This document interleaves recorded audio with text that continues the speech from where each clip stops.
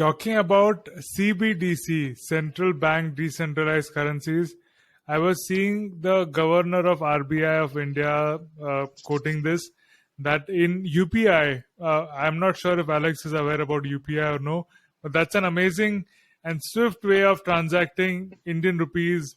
I think it's very innovative on a global scale. I would love to So, know what happens Alex, in. it's similar to ACH, except you have like email IDs and you can. So think Venmo meets ACH. That's probably a good corollary. Yeah. Great. Yeah. See, I'm sure that fintech is advancing, whether people Yeah. want it or not. It's going to advance. They're going to innovate. Right. So it's Right. it's Yeah. exciting. Yeah. And India is such an exciting place because it's the largest democracy in the world.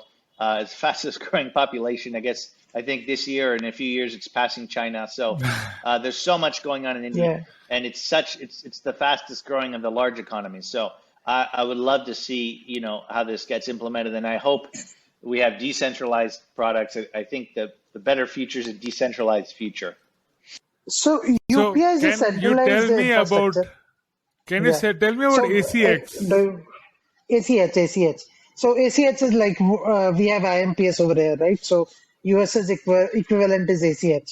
So like we have NFT, Okay. RTGS, we have ACH in the US. So Uh-huh. Alex, UPI has So been there for quite some time. It's a centralized infrastructure, fortunately or unfortunately, and it has been used domestically for payments for I think around 10 years now. Sorry, Tanmay, I sort of broke your thought process. Yeah, go ahead. I just wanted to so bring you Alex up said to speed. ACH meets some other thing. What was that other thing?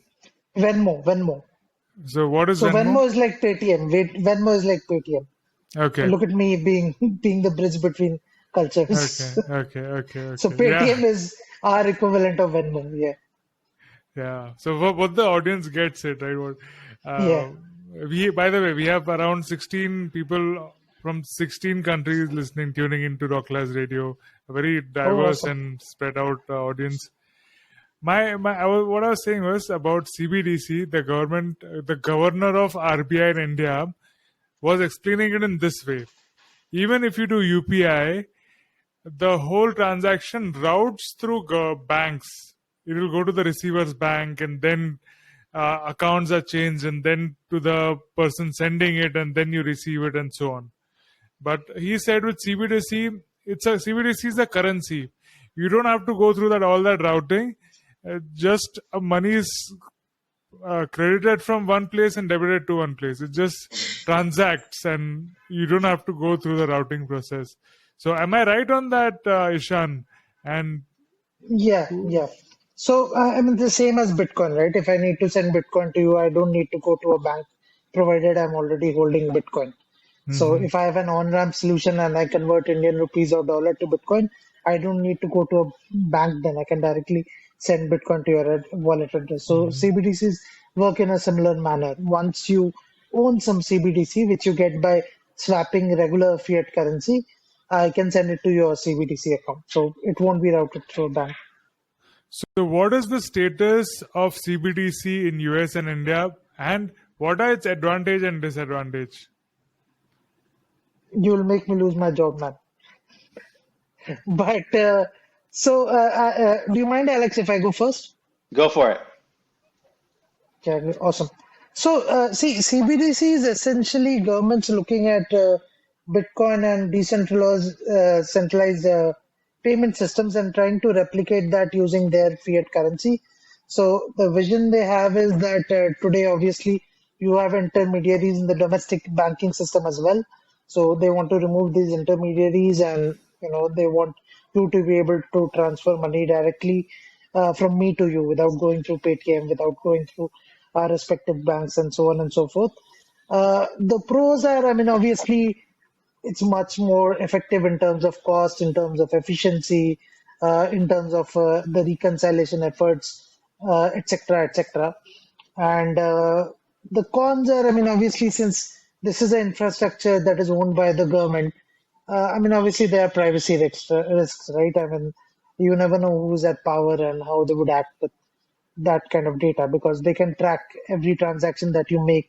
As far as I understand, all the nodes that make up the blockchain networks on which the CBDC will be deployed will be owned by governments, right? So you are essentially at the mercy of government. So that's quite a big risk, right? In fact, that's the problem that Bitcoin and Ethereum was trying to solve. So, I mean, yeah, I mean, if you ask me personally, I believe the cons outweigh the pros. So, but let's see, maybe interesting things will happen. Maybe cross-border remittance will get easier. Only if they made the nodes decentralized, do you think that would work? And No, but they how? won't do that. No, they won't do that because then they would lose control of their currency because this is essentially currency that they're printing on a blockchain. So instead of printing it as physical cash or printing it as a ledger that they hold within the central bank, they are printing it on a blockchain. So I mean, if they don't have control of the network, you can play around with it, right? So they won't be able to control their liquidity. So they won't do that. Uh, yeah, go ahead, Alex. Yeah, great. Thanks. So obviously you're the experts on India. I'll give you a little update on the United States. So first of all, President Joe Biden took office in January 2021. One of his first appointees that year was Gary Gensler as the head of the Securities and Exchange Commission, SEC.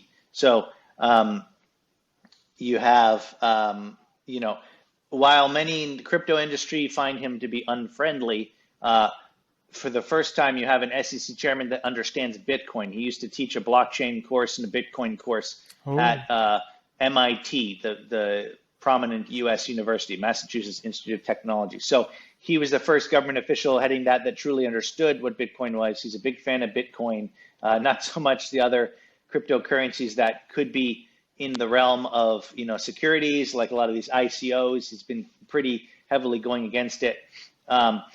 Even considering possibly labeling Ethereum a security as it's moved to proof of stake. But another subject, essentially, moving along in March 2022, President Biden issued an executive order, which is not a law, but it's essentially, kind of like a very strong suggestion.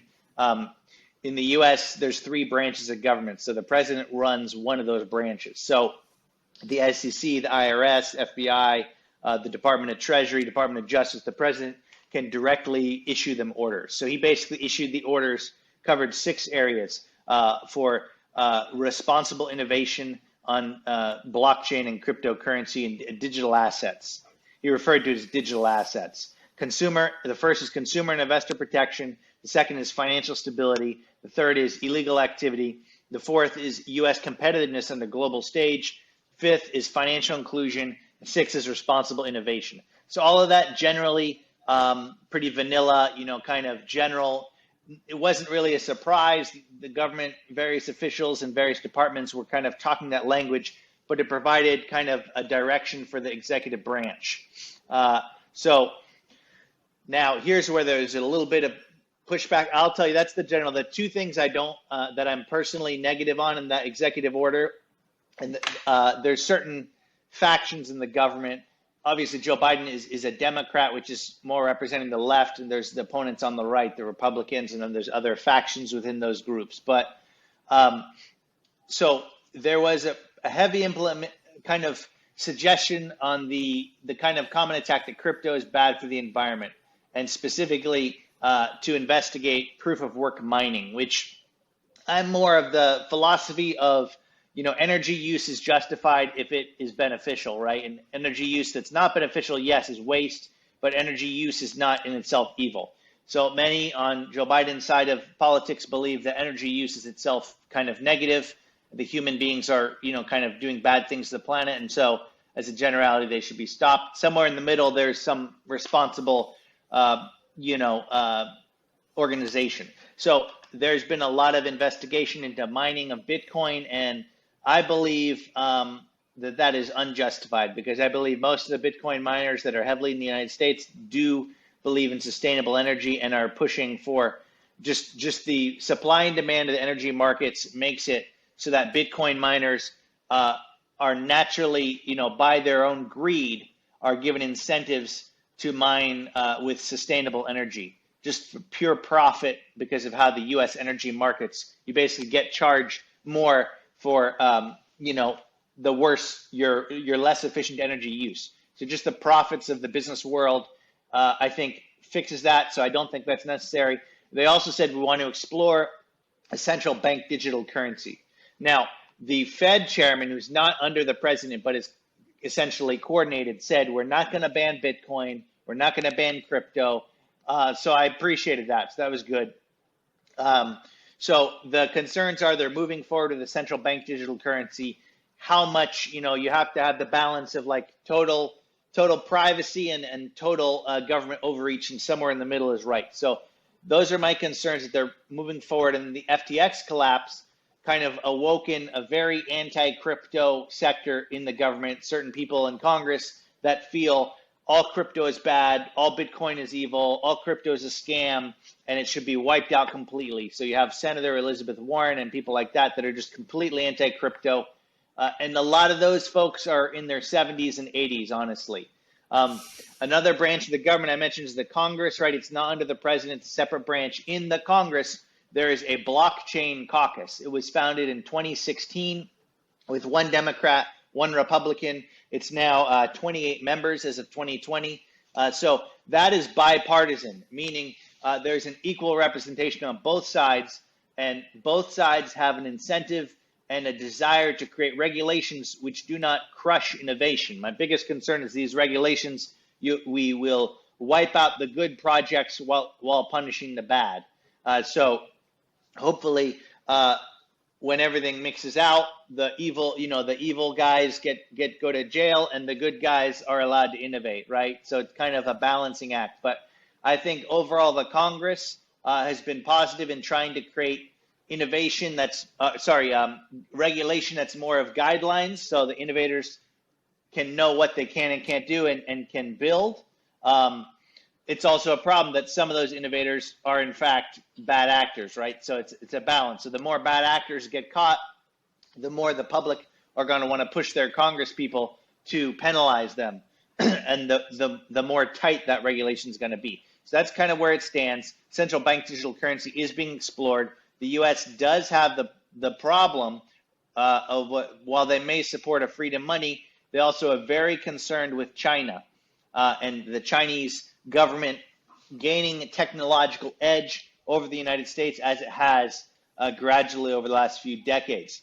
So the other change is that the Congress, the president is controlled by the Democrats, the Senate is controlled by the Democrats, the lower house of Congress still has significant power. It was the Democrats, now it's switched over to a small lead for the Republicans. So the Republicans took over, and the first thing they did is they created a committee to investigate the technological, essentially competition between China and the United States. So there are incentives to regain that edge. That could include implementing a central bank digital currency. So that's my concern. So being here, of course, not supporting China, but at the same time,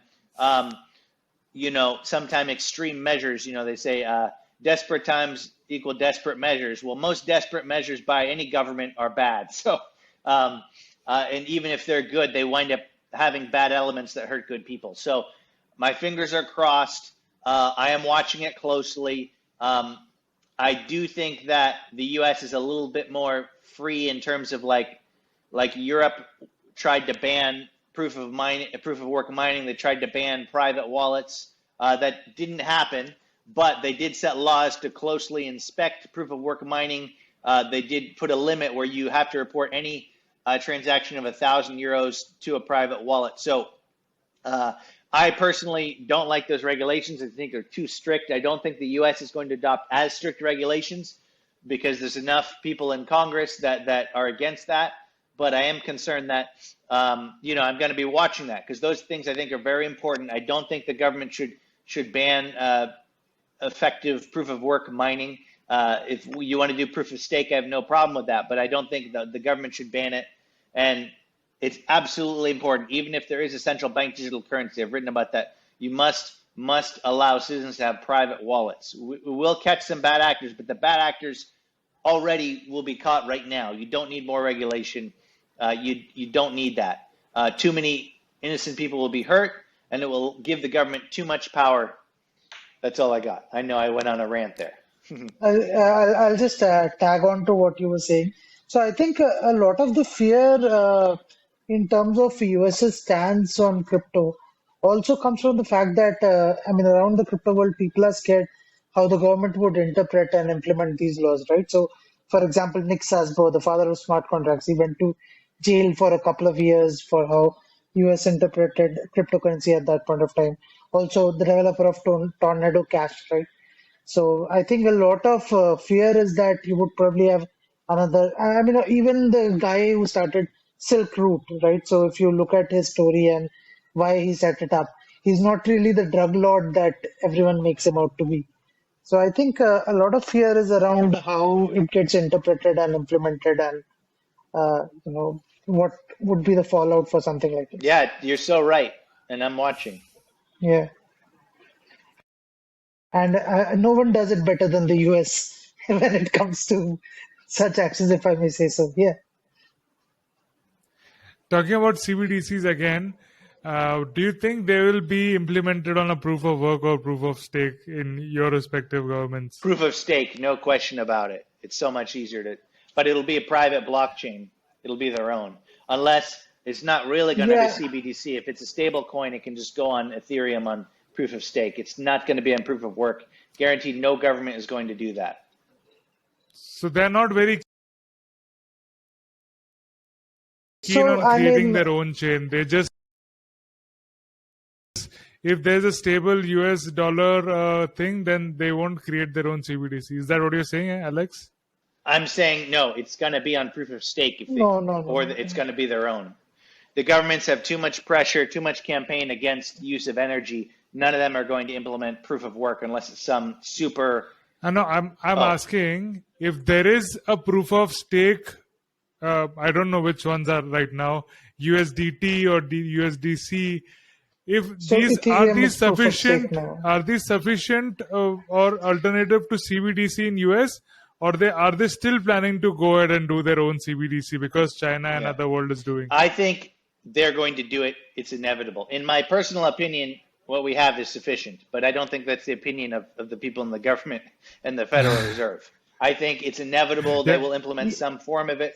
I hope it's going to be like a USDC instead, but I'm not positive. I think it will Yeah. be a CBDC. What do you think, Ishan? You're saying something.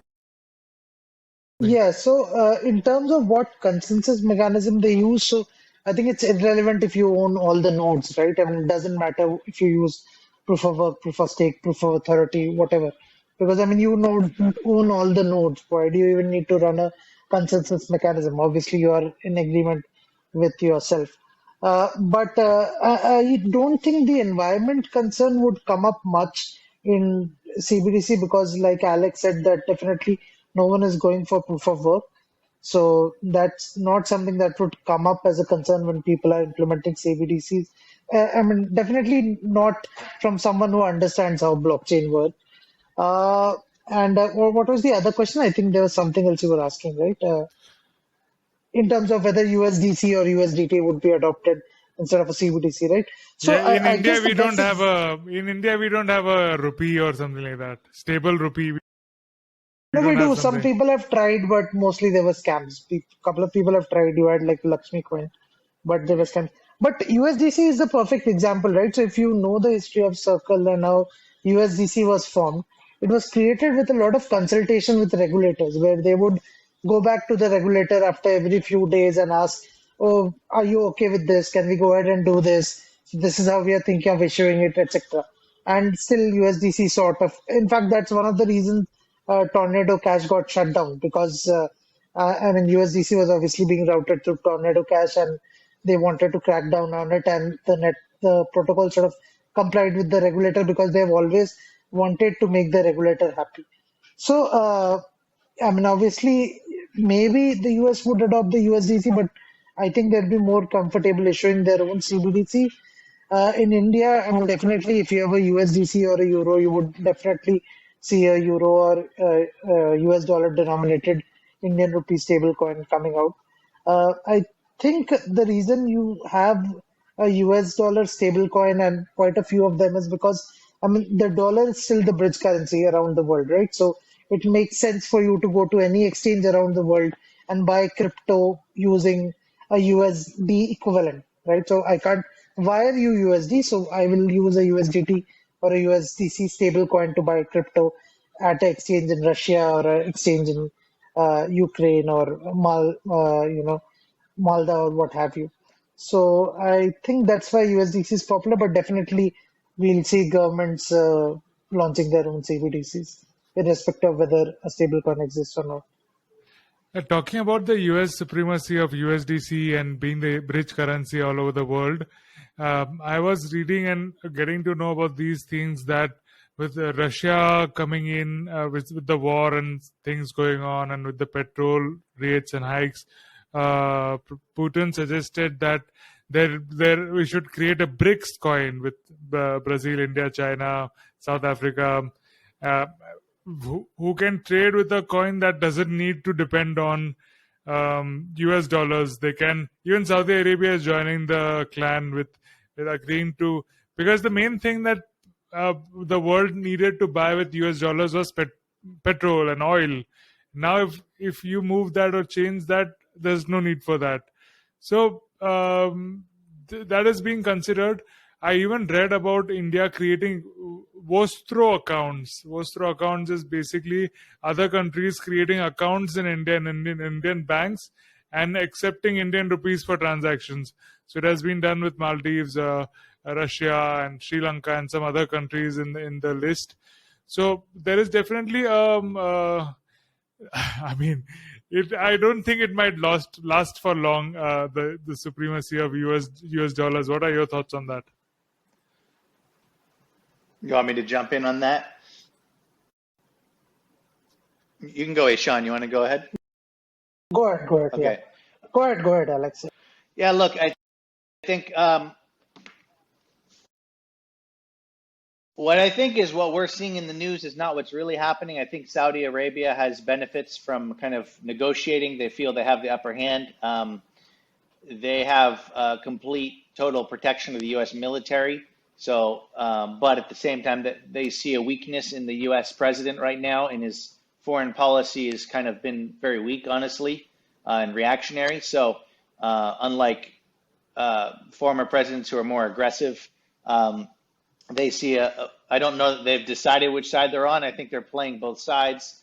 And while BRICS kind of sounds cool, India is strongly positioned against China, right? So I think India, the government, while it's, again, I think they're smart. They're not necessarily agreeing with the U.S., but they're also playing both sides. Each party is working to their own benefit. Russia and China have tremendous benefit from an alternative system.